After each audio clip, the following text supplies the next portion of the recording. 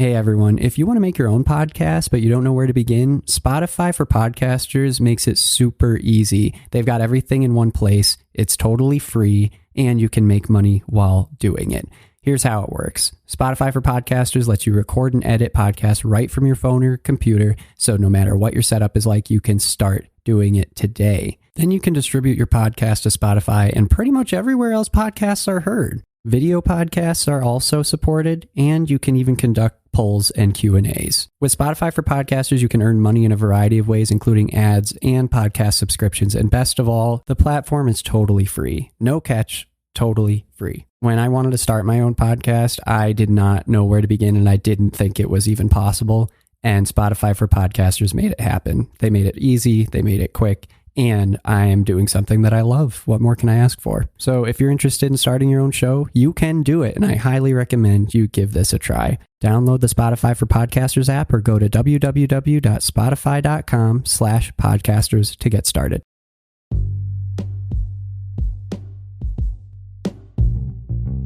Hey everybody, what's up? Welcome back to another episode of Everything Kratom, the podcast about anything and everything Kratom. Great to have you with us on this Wednesday morning. Hoping all is well. It's tough to beat what happened yesterday with the World Health Organization officially proclaiming that they will not be conducting a critical review of Kratom. It was a great decision, a big decision, one that I think takes a lot of weight off of a lot of people's shoulders as we look ahead. Today, looking at state-by-state battles now, as we kind of fade out of the national spotlight and international for a little while, we're looking at Wisconsin. The American Kratom Association just announced this week that there will be a hearing held today in Wisconsin. It's going to be held by the Assembly State Affairs Committee, and the hearing will be on Assembly Bill 599, the Kratom Consumer Protection Act. The interesting thing about this is that Wisconsin, right now, has both of the two primary alkaloids in Kratom banned, and both are considered Schedule 1 drugs. So they're making this consideration on a Kratom Consumer Protection Act when you cannot produce or consume Kratom in the state, which is interesting. So I looked into the history of this a bit and pulled up a few articles, and let's cover a bit about what's going on here. So in 2013, Wisconsin had a bill introduced into its Senate, and the bill effectively banned Kratom through classifying the two main compounds of Kratom, metragenine and 7-hydroxymetragenine, Schedule 1ing those, essentially. So in Wisconsin, that went through in 2014 in the spring, and so right now Kratom is illegal in Wisconsin. Now, to basically take Kratom out of that Schedule 1 categorization, it's very difficult. And you kind of have to prove its beneficial properties, and then in addition to that, looking at Wisconsin's policy for doing that, it basically includes you have to prove that there isn't really the potential for abuse. You have to know it's, the scientific evidence of its pharmacological effect, and the history and current pattern of any abuse that exists, the risk to public health, or lack thereof, the potential of a substance to produce psychological or physical dependence liability. And now, the one of the most difficult aspects of this process is that the Controlled Substances Board, and this is all, in quotes from their actual language, the Controlled Substances Board may consider findings of the Federal Food and Drug Administration or the Drug Enforcement Administration as prima facie evidence relating to one or more of the determinative factors. It's a bit of Latin for you. I looked it up. I have a little lawyer's dictionary, and essentially that means that their viewpoint is taken at word and as precedent, in that to, basically change this law, you would have to prove the FDA and the DEA wrong to the Wisconsin legislature. So that's going to be difficult. But with all that in mind, what really opened up the possibility for a Kratom Consumer Protection Act still happening in Wisconsin, and for this actual meeting that's happening today in Wisconsin, what really opened up the possibility was an informational hearing in 2019, and that's where things shifted.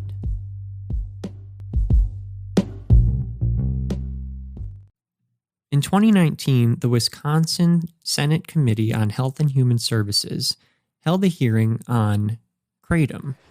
So we're going to hold an informational hearing. About a month ago, I had received a letter from several legislators asking for an informational hearing on Kratom, which is a native plant from Asia. And so we decided it'd be a great opportunity to invite some speakers to come in and discuss it. But I think what would be helpful before we get started with some of our special speakers, maybe have Leg Council give an overview of Kratom, how it arrived to be a controlled substance here in the state, and then we'll open it up to our invited guests. Sure. So under 2013... So they give this little introduction into how Kratom was banned in 2014 through that bill that was introduced the year prior. And then they went straight into having a guest speaker who happened to be Dr. Henningfield, one of the primary authors of the 8-factor analysis that the AKA released this year. Thanks for that summary. So I think we'll get started with Jack Henningfield, Vice President of Research, Health Policy, and Abuse Liability of, Pinney Associates? I'm Jack Henningfield.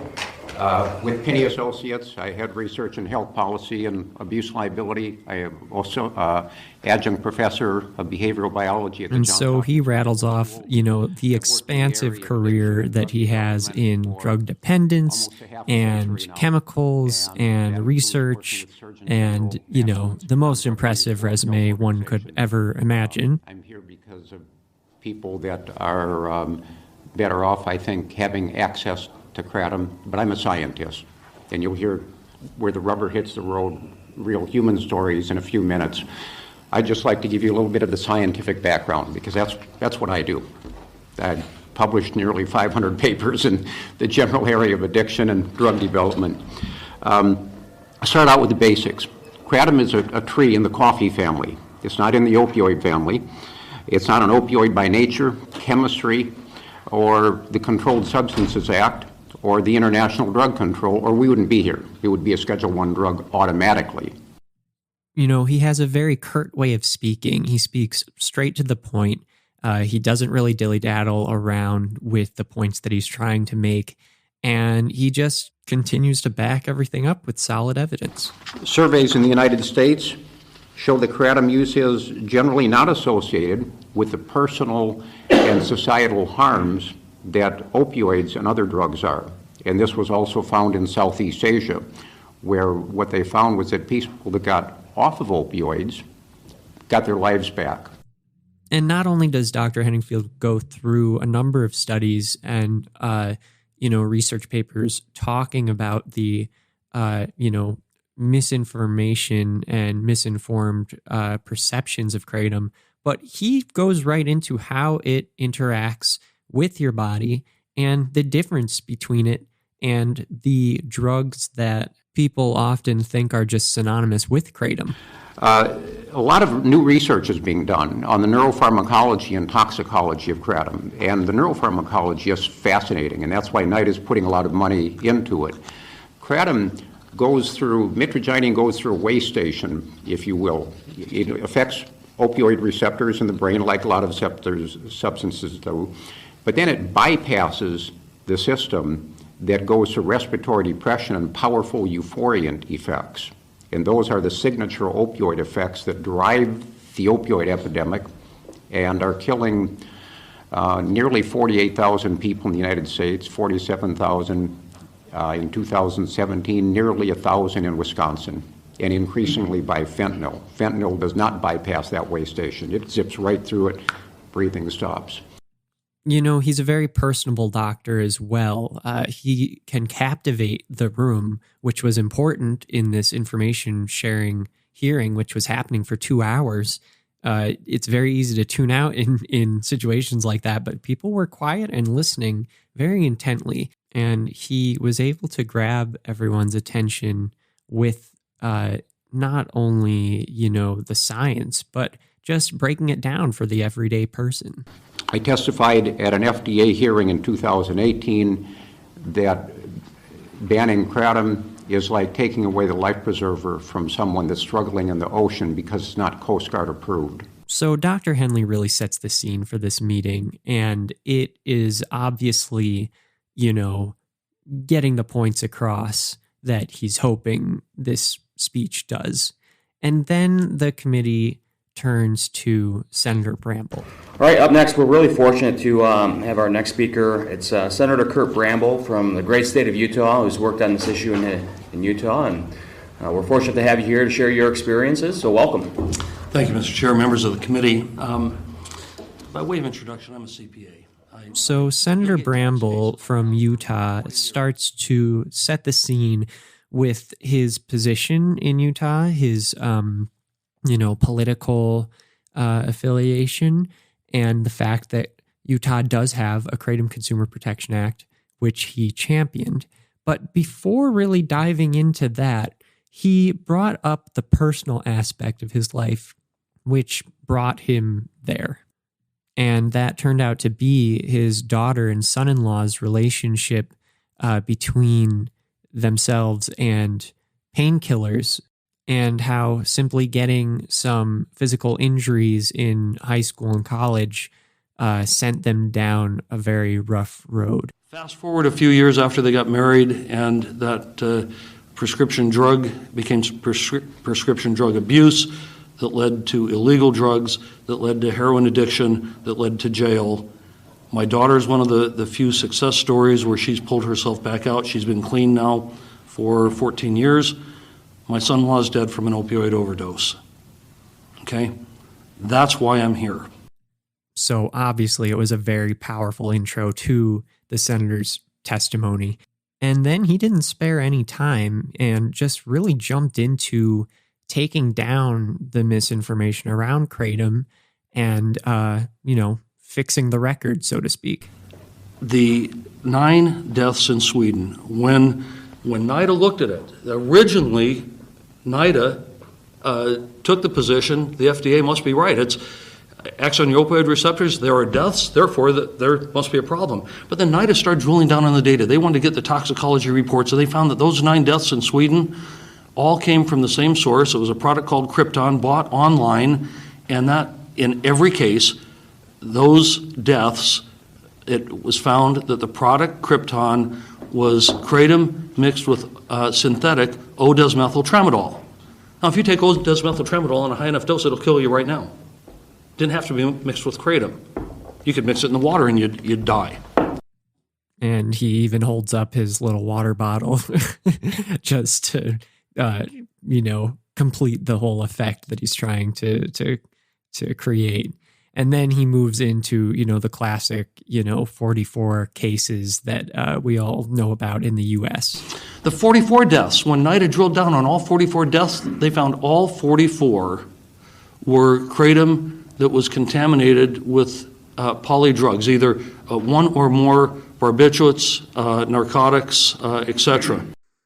He then even goes further and explains how there's one case that reports a death where kratom is the only substance referenced in the death report originally, and how through some real digging and getting past the redacted sections of the original report, he was able to show the ridiculous interpretation of the real circumstances surrounding this death. One of the cases, one of the reports was interesting, and Jack could expand on this. The report was, or maybe Mac will, the report was redacted. They had the name of the decedent, kratom-related death, date of death. When they got the unredacted report, they found that individual had 9 other chemicals in his system that weren't reported. They were redacted. But that wasn't the most important thing about the report. The redacting of the multiple gunshot wounds to the chest and still calling it a kratom death raise serious questions. And so when Jack said that the FDA... So looking past the fact that this report with the redactions taken back bring up the fact that this person who died had 9 other chemicals in their system, the report also failed to mention that they had been shot multiple times in the chest. So, wow, what more can be said about that one? Then the senator, takes a turn and he starts talking about where kratom comes from in this country and, how it doesn't really come from this country and 95% come from a specific place within Borneo, and how he had traveled there and learned about other aspects of kratom that are helpful and should be considered as well. In Indonesia, they're replacing their palm oil plantations with kratom because palm oil plants, they destroy the soil. Kratom actually, according to the Minister of Agriculture in Jakarta, now, I'm not a scientist, I'm not an agriculture specialist or anything else, but their testimony was that the kratom plant actually puts nutrients back in the soil. So that was an interesting turn that I wasn't expecting from him. After he makes his testimony, he opens it up for any questions, and he gets asked this one. So looking over your legislation, looks like you have a lot of consumer protections in here, truth and labeling components within legislation that you got passed. Just curious, what were some of the biggest obstacles that you faced when you introduced this legislation within your own state house? We're a conservative state. We don't like big government. We don't like government regulation. And to the extent that there were questions, it was, well, hold it. If it's legal right now, why would Big Brother? Why nanny state? Why would you come in and do something? Well, to those arguments, kind of the more libertarian or the more conservative side of the equation, I said, look, if we don't, then and if people are purchasing adulterated product and having adverse consequence, that may motivate banning the product. And then, of course, Mac Haddow, who's with the American Kratom Association, steps up. Of course, he's present. He is, the superstar of the AKA, and he really doesn't talk too long. He just has a little brief thing. And he talks about what happened the first time the DEA tried to ban kratom. The result of that was 232,000 citizens commented. They were law enforcement, medical professional, veterans, across the spectrum. People that said 99.1% of which said do not ban kratom. That's why we're here today. The FDA is actually been isolated in the Washington community with respect to kratom, and as Jack said, they're wrong on the policy and they're wrong on the science. Finally, the last 2 testimonials were from people who lived in the area and who use kratom and how kratom has helped their lives. The first person talked about how kratom helped them with their anxiety and depression. The second person talked about how it helped them with their back pain. And after these 2 testimonials were done, the meeting was concluded on a very positive note. And I'll just let you listen to what the chair said. There's no other people testified before the committee. I just want to thank the legislators who approached us on this issue, and I think there's definitely some merit and potentially an appetite for us to take a look, and we have a model that Utah has laid out for us that we could certainly explore. So seeing no other business before the committee, we are adjourned. Awesome. Thank you.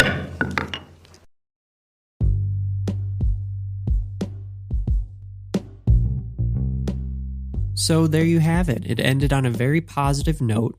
And fast forward 2 years, we're sitting here today with the possibility of Wisconsin repealing the Schedule 1ing of kratom and making it legal again and replacing that Schedule 1ing with a Kratom Consumer Protection Act for Wisconsin. If this happens, it would be a great step forward for the state and the country.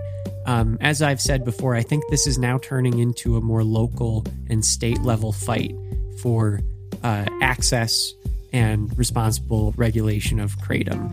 So let's all tune in, let's watch it closely, and really looking forward to seeing what's happening next. Thanks so much for tuning in, you guys. I hope you enjoyed this episode and the additional content within it. and I will be back with you again soon. All right. Take care, everybody. Bye-bye.